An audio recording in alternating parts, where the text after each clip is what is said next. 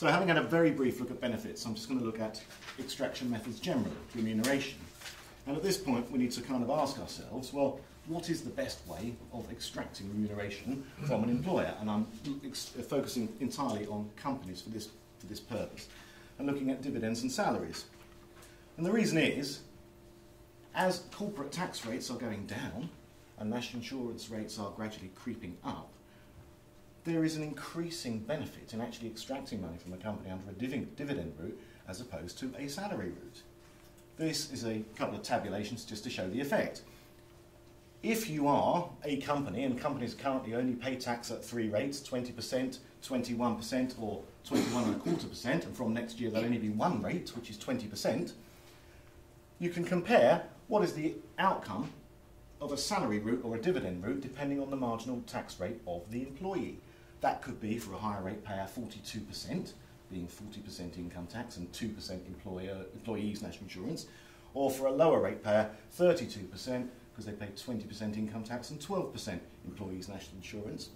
And if you just factor in £1,000 of pre-tax money in the company's hands, this is what it plops out at in the hands of the employee. Now this is adjusting for every possible tax liability. So it adjusts for the fact that dividends aren't allowable for tax, and therefore the company pays corporation tax on the £1,000. It adjusts for the fact that salaries, they're allowable, but there's employers' national insurance. So this is costs to the company kept the same. What's the money in the employee's pocket or the dividend receiver's pocket? These are the numbers. The colour coding is obvious. Green means it's good. There used to be some variation here. There isn't any more. The greens always win on the dividend line at present. But the differences are quite startling. If you are a 42% payer, you would get, out of a basic, well, out of a lower rate paying company, £509 through the payroll, but £600 out of a dividend. That's a hell of a difference on £1,000. If you're a basic rate payer, your payroll on that £1,000 would be £597, but out of a dividend you might pocket £800. Well, you wouldn't pocket £800. So the imperative to actually go for dividend planning is huge. These are just other rates where you've got somebody who's on additional rate tax, which is now 45%, plus 2% employees' national insurance, that's 47%. The dividend advantages are still there, and if you're a 62% payer, that's because you are gradually losing your personal allowance because you're earning over £100,000. There are still massive advantages to be had. So there are big incentives to actually try and generate income through some kind of share-based payment. Does that cost the company any money? Does the company have to pay more corporation tax?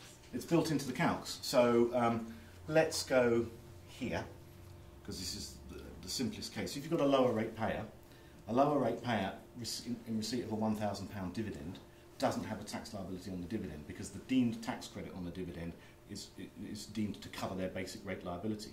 So if you had £1,000 worth of company money and you were going to pay it to that employee, the first thing you would have to do here is pay 20% corporation tax, which would mean that your £1,000 becomes £800. You then give that as a dividend to your employee, they pay no further tax.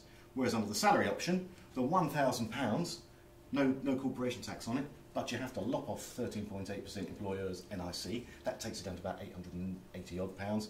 Take off 32% for tax and NIC, and you end up with 597. So the cost of the company is always £1,000, whether it's all on salary or part dividend and part corp tax. Excuse me. Is dividend not paid to shareholders only? So yes, it is. Employee be a shareholder? Yes, that's right. Absolutely, yeah. This difficulty is that employee is a shareholder. Absolutely. But what if we were to make our employees a shareholder? I'm coming on to that aspect. You're absolutely right.